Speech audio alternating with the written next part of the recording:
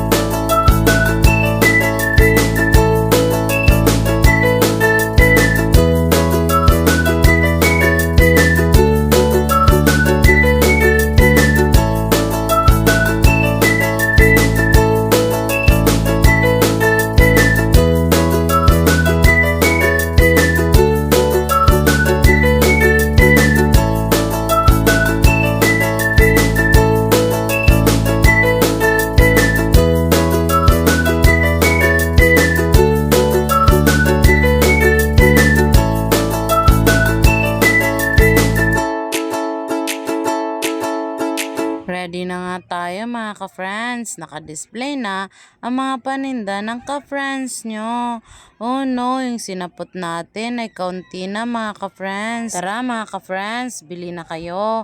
Kung makapunta kayo dito sa Kinuartelan, lasahan nyo rin ang pansit ni Javier. Meron din pala kami dito pansit mga ka-friends.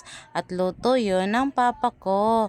Try nyo mga ka-friends. At may mga pinagpipilian mga ka-friends. May pansit with chicharon, may pansit with egg, meron din pansit with siomay, at meron din plain. At break time na pala mga ka-friends. At ito lang ang nakuha kong mga video. Kasi kanina busy talaga ang ka-friends nyo.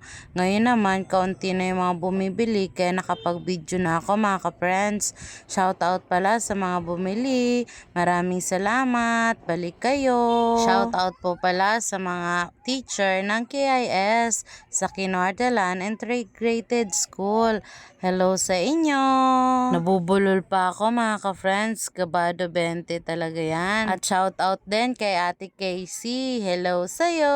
Salamat pala kay Lord kasi yung salang na siomay na yan ay pangalawa na yan mga ka-friends. Ang bilis na ubos noong unang salang ko. At nung wala na nga bumibili mga ka-friends, inayos ko naman yung mga kitchen ng bag kasi may mga nag-order sa akin.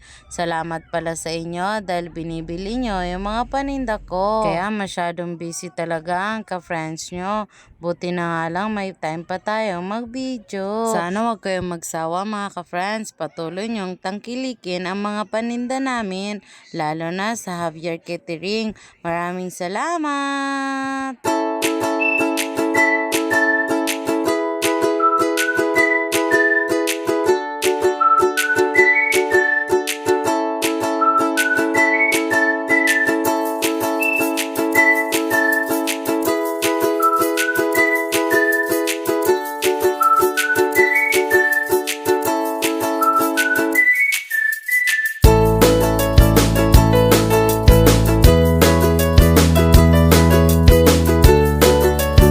Shoutout pala sa mabait kong tito kay Samuel Bara dahil nakikipaglaro siya sa mga anak ko.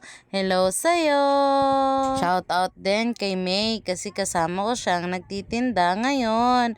Maraming salamat! At shoutout pala sa mga nag-follow sa akin. Thank you sa inyo!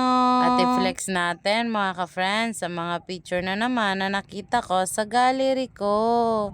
Salamat pala sa panonood mga ka-friends. Hanggang sa muli, lagi kayong mag-iingat sa araw-araw.